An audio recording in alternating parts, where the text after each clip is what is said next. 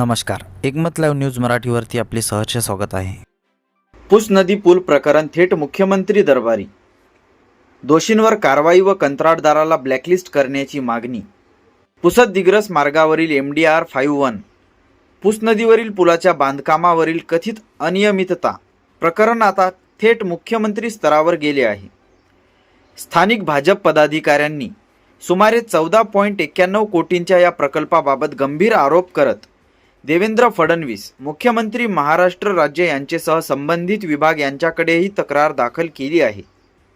सदर काम work order number 5263/TC अंतर्गत मंजूर असून 5 ऑगस्ट 2025 पर्यंत पूर्ण होणे अपेक्षित होते। मात्र फेब्रुवारी 2026 पर्यंत काम अपूर्ण असल्याने विलंबाबाबत प्रश्न उपस्थित करण्यात आले आहेत। रवी निर्मल ज्ञानचंदानी, जिल्हा उपाध्यक्ष भाजपा, दीपक सिंह प्रताप सिंह परिहार, जिल्हा सरचिटणीस भाजपा, ॲडव्होकेट विश्वास गोविंदराव भवरे, जिल्हा कार्यालय प्रमुख पुसद जिल्हा भाजपा आणि अश्विन रमेशलाल जयस्वाल, उत्तर भारतीय आघाडी जिल्हाध्यक्ष पुसद जिल्हा भाजपा यांनी जिल्हाधिकारी व सार्वजनिक बांधकाम विभागाच्या अधिकाऱ्यांसह आता थेट मुख्यमंत्री यांचे दरबारी निवेदन सादर केले आहे। नमस्कार, मी रवी ज्ञानचंदानी, भारतीय जनता पार्टीचा जिल्हा उपाध्यक्ष। माझे सहकारी विश्वासजी भवरे, भारतीय जनता पार्टीचे ज्येष्ठ नेते, व दीपकजी परिहार, जिल्हा सरचिटणीस भारतीय जनता पार्टी, व अश्विनजी जयस्वाल, भारतीय जनता पार्टीचे ज्येष्ठ नेते। आज आम्ही एक गौप्यस्फोट करायला इथं आलेलो आहे।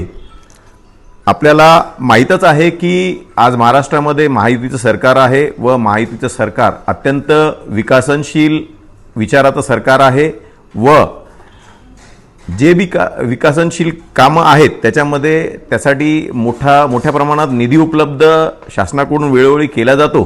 पुसद ते डिग्रस या महामार्गावर पूस नदीवर एक 15 कोटी रुपयाचा पुलाचं टेंडर एक साधारणतः 1.5 वर्षापूर्वी काढण्यात आला होता व या कामाच्या संदर्भात अनेक प्रकारच्या तक्रारी व अपघात झाल्याच्या अनेक बातम्या समाज माध्यमांवर दिसून आल्या व याची शहानिशा करण्यासाठी आम्ही सर्वजण प्रत्यक्ष त्याची पाहणी केली। त्याच्यामध्ये आम्हाला अनेक प्रकारचे अनागोंदी कारभार आढळून आले, ज्याच्यामध्ये मुख्यतः त्या जे पुलाचं काम सुरू आहे त्याच्यामध्ये पुलाला 2 भागामध्ये विभागित केलेला आहे। अर्धवट पूल हा तोडून काढलेला आहे व त्यावर पुलाचं काम सुरू आहे व उर्वरित जे अर्धवट पूल आहे जे आज दळणवळणसाठी खुल्ला आहे त्याची कुठल्याही प्रकारची डागडुगी न करता व त्याला थोडंसं दुरुस्त न करता आज ते दळणवळणसाठी सुरू आहे। त्यामुळं त्याच्यावरून जे ये जा करणारे लोक आहेत त्यांच्या जीवितवाला धोका आहे। सोबतच तिथं कामाची पाहणी केले असता त्या ठिकाणी काम करणारे जे कर्मचारी आहेत त्यांच्या सुरक्षा संदर्भात कुठल्याही प्रकारचा निकष किंवा नियम याला धाब्यावर ठेवून काम सुरू आहे। सोबतच जे नागरिक त्या पुलावरून ये जा करतात त्यांच्या सुरक्षेच्या संदर्भात कुठल्याही प्रकारचे तिथं फलक लावण्यात आलेले नाही आहे, रिफ्लेक्टर नाही आहे, रात्रीच्या टाईमला तिथं लाईट नसतो, अंधार असतो व अशा प्रकारच्या रस्त्यावर ये जा करणाऱ्या लोकांसोबत अपघात झाल्यास याचा जबाबदार कोण राहणार आहे हे एक मोठा महत्त्वाचा मुद्दा आहे। सोबतच या पुलाचं काम सुरू असताना या पुलाच्या कामात वापरलेले जे साहित्य आहेत, सिमेंट आहे, रेती आहे, गिट्टी आहे किंवा लोखंड आहे, आमच्या निदर्शनास आलं की तिथं गजबांधी सुरू होती ज्या दिवशी आम्ही गेलो होतो। तर आमच्याकडं पुरावे आहेत, फोटो व्हिडिओज आहेत, त्याच्यामध्ये स्पष्टपणे दिसून येते की सगळे जंगाटलेले गज त्या ठिकाणी वापरल्या जात आहे आणि निकृष्ट दर्जाचं काम केलं जात आहे, ज्यामुळं उद्या हे पूल किती वर्ष टिकेल याबाबत साशंकता व्यक्त केल्या जात आहे व शासनाच्या निधीचा अपव्यय होत आहे हे निदर्शनास येत आहे। सोबतच या पुलाचा जे वर्क ऑर्डर आहे ते 9 ऑक्टोबर 2024 रोजी काढण्यात आला होता व याला पूर्ण करण्यासाठी 1 वर्षाचा कालावधी देण्यात आला होता। हा कालावधी लोटूनही साधारणतः 6 महिने झालेले आहे, पण त्याच्यानंतरही काम 50%, 60%, 70% जरी पूर्ण झाला असता तर हे समजण्यासारखी बाब होती, परंतु काम माझ्या मते तरी 30-35% वर कंप्लीट झालेला नाही आहे व या संत गतीने सुरू असलेला काम कधी पूर्ण होणार आहे व या कामाला एक्सटेन्शन किंवा वेळेची काही मर्यादा शासनाने ठरवलेली आहे किंवा जे एक्सटेन्शन दिलेलं आहे ते कोण्या निकषावर दिलेला आहे किंवा या संबंधाने जे कंत्राटदार आहे त्याच्यावर काही नोटीस बजावल्या गेल्या आहेत का, त्यांना काही वेळेची मर्यादा लादून देण्यात आलेली आहे का, याबाबत आम्ही अधिकाऱ्यांकडून जे माहिती घेतली तर त्याच्यामध्ये कुठल्याही प्रकारचं अशी माहिती मिळाली नाही की त्यांना एक्सटेन्शन कसं काय देण्यात आलेलं आहे किंवा वेळेची मर्यादा काही ठरवून दिलेली आहे.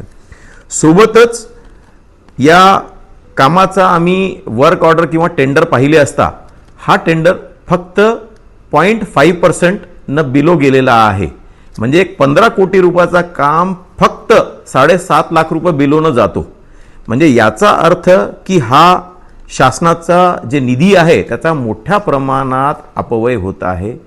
इतक्या मोठ्या कामामध्ये कॉम्पिटिशन व्हायला पाहिजे होती आणि हा टेंडर व्यवस्थित मॅनेज केला गेलेला आहे असं दबक्या आवाजात पत्रकारांमध्ये आणि जनतेमध्ये चर्चा असल्याची माहिती मिळत आहे.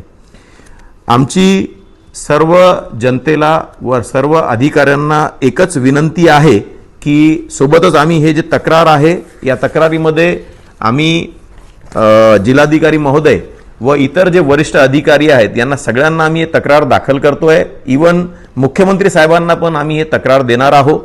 तर त्याच्यामध्ये सर्व अधिकाऱ्यांनी या कामाची योग्य ती चौकशी करायला पाहिजे व चौकशीमध्ये दोषी आढळलेल्या प्रत्येक व्यक्तीला, मग ते कर्मचारी असो, सरकारी कर्मचारी असो किंवा कंत्राटदार असो, जे कोणी दोषी आढळेल त्याच्या विरोधात कठोर कारवाई झाली पाहिजे व असे जे कंत्राटदार आहेत जे शासनाच्या मूल्याचा किंवा शासनाच्या पैशाचा अपव्यय करत आहेत त्यांना ब्लॅकलिस्टेड करायला पाहिजे व त्यांच्यावर योग्य ती कारवाई करायला पाहिजे.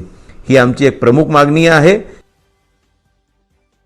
बातमीला लाईक करा, कॉमेंट करा, शेअर करा व सर्वात आधी ताज्या घडामोडी बघण्यासाठी एकमत लाईव्ह मराठी न्यूज चॅनलला सबस्क्राईब करा.